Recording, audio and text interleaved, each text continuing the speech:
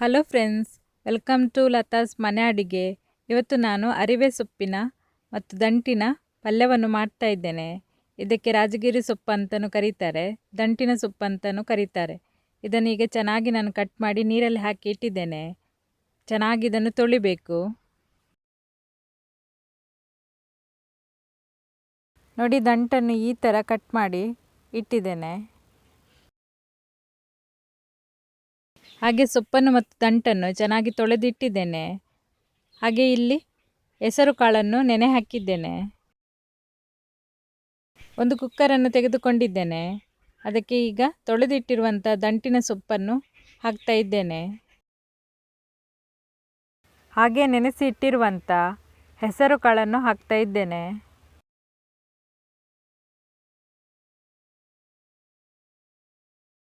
ಬೇಯುವಾಗಲೇ ಒಂದು ಸ್ವಲ್ಪ ಉಪ್ಪನ್ನು ಹಾಕ್ತಾ ಇದ್ದೇನೆ.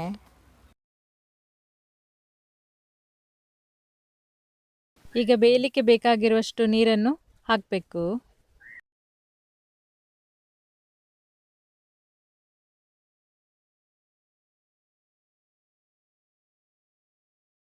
ಕುಕ್ಕರ್ನ ಮುಚ್ಚಳವನ್ನು ಮುಚ್ಚಿ 3 ವಿಸಿಲ್ ಆಗುವಷ್ಟು ಬೇಯಿಸ್ತೇನೆ.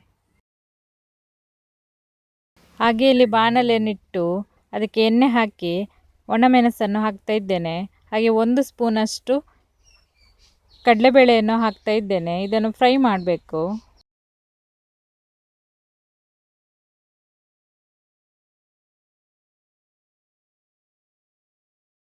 ಎರಡು ಚಮಚ ಕೊತ್ತಂಬರಿ ಬೀಜವನ್ನು ಹಾಕ್ತಾ ಇದ್ದೇನೆ.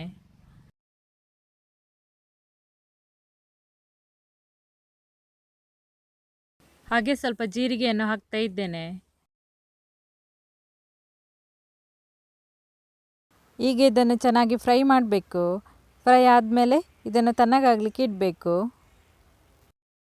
ಇಲ್ಲಿ ಮಿಕ್ಸಿ ಜಾರಿಗೆ ಶುಂಠಿಯನ್ನು ಹಾಕ್ತಾ ಇದ್ದೇನೆ, 2 ಸಣ್ಣ ತುಂಡುಗಳನ್ನು. ಹಾಗೆ ಹುಣಸೆ ಹಣ್ಣನ್ನು ಹಾಕ್ತಾ ಇದ್ದೇನೆ. ಹಾಗೆ ತುರಿದಿಟ್ಟಿರುವಂಥ ತೆಂಗಿನಕಾಯಿಯ ತುರಿಯನ್ನು ಸೇರಿಸ್ತಿದ್ದೇನೆ.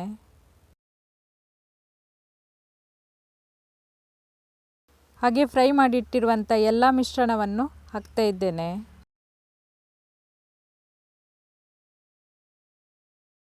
ಹಾಗೆ ಇದಕ್ಕೆ ನೀರನ್ನು ಕೂಡ ಸೇರಿಸ್ತಾ ಇದ್ದೇನೆ. ರುಬ್ಬಲಿಕ್ಕೆ ಎಷ್ಟು ಬೇಕು ನೀರು ಅಷ್ಟು ಸೇರಿಸಿ ಇದನ್ನು ಚೆನ್ನಾಗಿ ಪೇಸ್ಟಾಗಿ ರುಬ್ಕೋಬೇಕು. ಇಲ್ಲಿ ರುಬ್ಬಿ ರೆಡಿಯಾಗಿದೆ.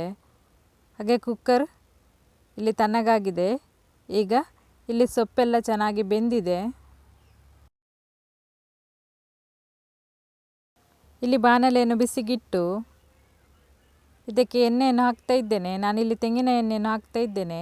ಯಾವ ಎಣ್ಣೆ ಬೇಕಾದರೂ ಹಾಕ್ಬೋದು. ಇದಕ್ಕೆ ಸಾಸಿವೆಯನ್ನು ಹಾಕ್ತಾ ಇದ್ದೇನೆ. ಸಾಸಿವೆ ಸಿಡಿಯುವಾಗ ಇದಕ್ಕೆ ಒಣಮೆಣಸನ್ನು ಹಾಕ್ತಾ ಇದ್ದೇನೆ. ಈಗ ಇದನ್ನು ಚೆನ್ನಾಗಿ ಫ್ರೈ ಮಾಡಬೇಕು. ಈಗ ರುಬ್ಬಿಟ್ಟಿರುವಂಥ ಎಲ್ಲ ಮಸಾಲೆಯನ್ನು ಇದಕ್ಕೆ ಹಾಕ್ತಾ ಇದ್ದೇನೆ. ಅದೇ ಮಿಕ್ಸಿ ಜಾರಿಗೆ ಸ್ವಲ್ಪ ನೀರು ಕೂಡ ಹಾಕಿ ಉಳಿದಿರುವಂಥ ಎಲ್ಲ ನೀರನ್ನು ಇದಕ್ಕೆ ಹಾಕ್ತಾ ಇದ್ದೇನೆ.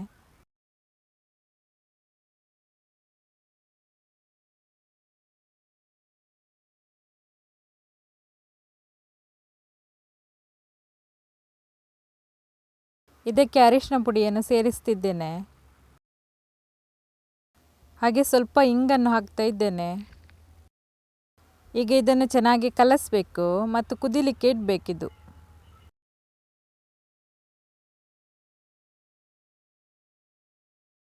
ಮಸಾಲೆ ಚೆನ್ನಾಗಿ ಕುದೀತಾ ಇದೆ. ಈಗ ಇದಕ್ಕೆ ಬೇಯಿಸಿ ಇಟ್ಟಿರುವಂಥ ದಂಟಿನ ಸೊಪ್ಪು ಮತ್ತು ಹೆಸರು ಕಾಳನ್ನು ಸೇರಿಸ್ತಾ ಇದ್ದೇನೆ. ಈಗ ಇದನ್ನು ಚೆನ್ನಾಗಿ ಮಿಕ್ಸ್ ಮಾಡುವ.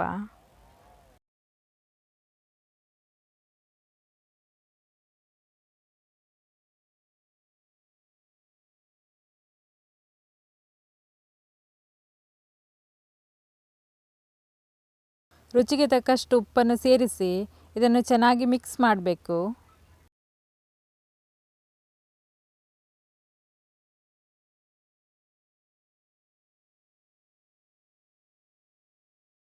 ಈಗ ಮುಚ್ಚಳವನ್ನು ಮುಚ್ಚಿ 1-2 ನಿಮಿಷ ಬೇಯಿಸಬೇಕು.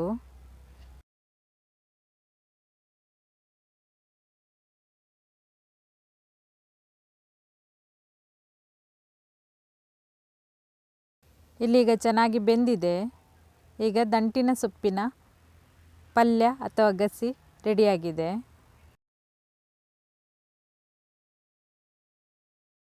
ನೋಡಿದ್ರಲ್ಲ ಫ್ರೆಂಡ್ಸ್, ಈ ರೆಸಿಪಿ ನಿಮಗೆ ಇಷ್ಟ ಆದರೆ ಲೈಕ್ ಮಾಡಿ, ಶೇರ್ ಮಾಡಿ, ಸಬ್ಸ್ಕ್ರೈಬ್ ಮಾಡೋದನ್ನು ಮರಿಬೇಡಿ. Thank you.